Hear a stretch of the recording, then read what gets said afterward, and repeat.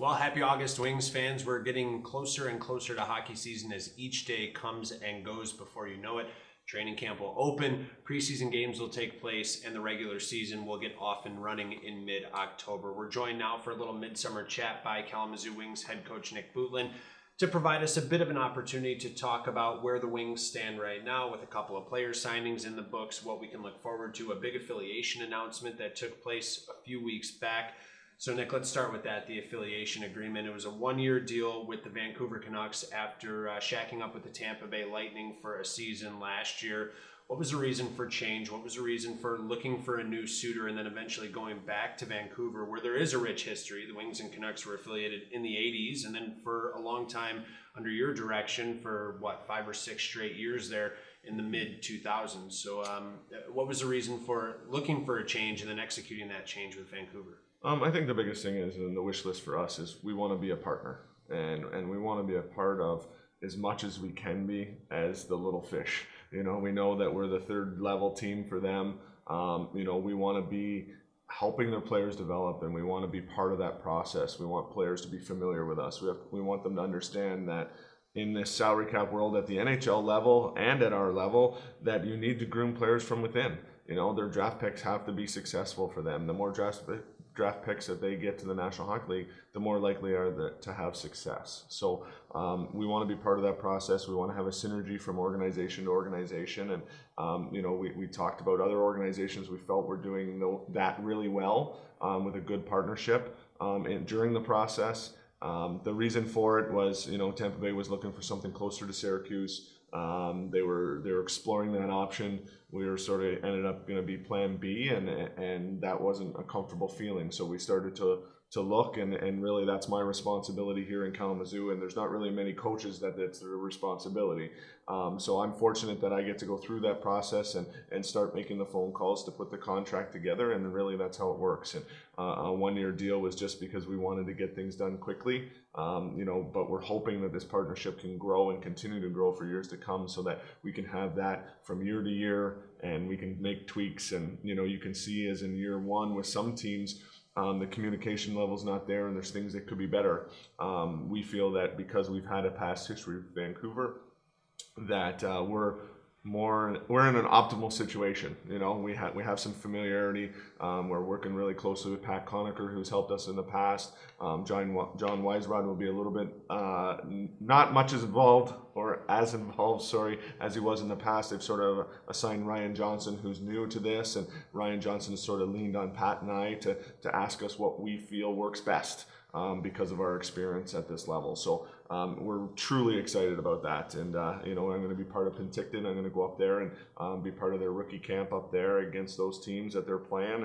And that'll be exciting. And then I'll be out at American League camp in Utica because Trent Calder, head coach, has called me and asked me to be part of that as well. So for us, from a growing standpoint for myself, and then the familiarity with the players that do get assigned to us, it'll be a more seamless transition. You're in a unique situation, excuse me, because being the head coach and director of hockey operations, that was a deal that you negotiated. So that now ultimately your goal is to win hockey games and win championships as a head coach. But you're also required, or Vancouver expects you to be a breeding ground and to help develop their prospects to eventually prepare them for the next level. How do you balance something like that? And you're pretty confident, correct, in the fact that when Vancouver sends down the prospects, not only do you think you'll be able to develop them, but they'll actually make your hockey team better? Because you think about guys like last year from Tampa Bay, Cam Darcy, who was a terrific hockey player. 2 years ago with Vancouver, you had Evan McEnany sent down. You had Bloomstrand, Volk, those guys who were really, really productive and helped make your team better. So how do you dance that line between making sure that your team is benefiting from a winning game standpoint and you're still doing what you promised to do to the Vancouver Canucks? Yeah, the big thing that we have, and we have that communication right from the beginning, is that their players will have to earn it just like our players. We have to run this locker room first, right? That's my goal. My goal is to win hockey games, and that's my first responsibility. But you have to have the respect of the room. You can't keep a player in the lineup because he's just an affiliated player and it's automatic. that player has to earn his ice time, earn his opportunity, just like everybody else in this room. And you have to juggle that line. Sometimes it's not an easy decision, but being honest with players that are sitting out, on occasion there will be times when there's going to be Vancouver brass, as we call them, at games, and that might make their goaltender have a start one night when it might be not as scheduled or things like that. But you just have the open communication so that they know what's going on and what's expected. You talk to those individuals that are coming in to watch their players beforehand, so that they know, hey, listen, I'm not sure what I'm doing with my goaltenders this weekend, and Vancouver's on board with that. They understand that the locker room's the most important thing. It would be totally detrimental to us if we're playing someone just because he's with Vancouver and we have 3 guys sitting out that are better. That's not fair to the room. That's not fair for the guys that are here, and we've had those conversations. But at the same time, I bring that up, and I feel that their players are going to help us. Some of the names that they brought up to us, obviously we're not going to talk about. They have some guys that are, bubble American League guys, or guys that they're not sure if they're going to be ready, and seeing how they come into camp. And, some guys are first-year guys of pro hockey, and others are second or third-year guys. So it'll all depend on where they fit, but they'll be going through the process as they go through rookie camp, NHL camp, and then American League camp, to sort of see who's deserving and who's going to stay.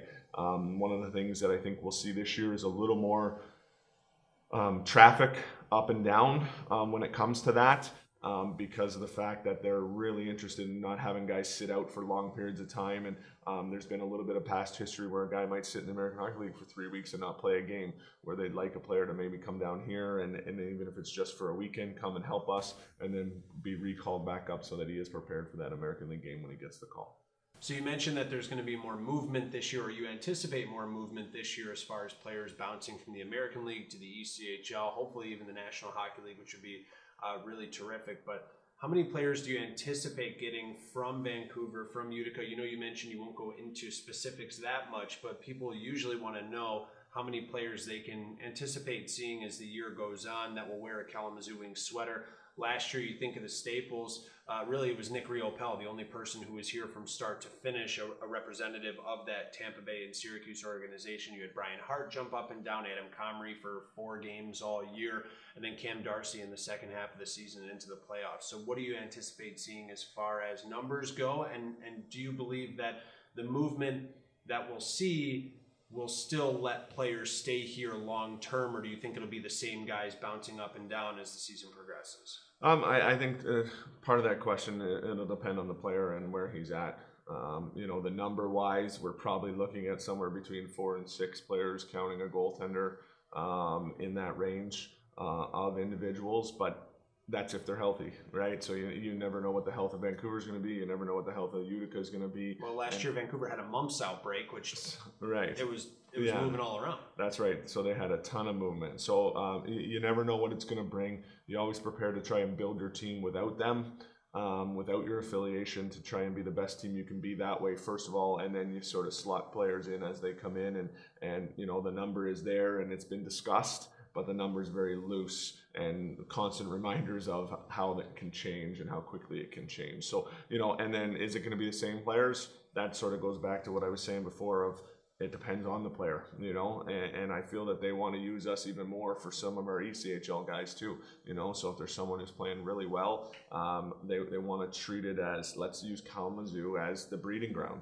and we know that we can make guys better, we can treat it like a professional atmosphere, they see what we've done in the past, and that those players are going to become professionals. Well, thank you very much. And as he said, you have to build the team without them first. So, coming up next, we'll talk to Nick Bootland about the team that he's currently building as the 2017-18 season very quickly approaches.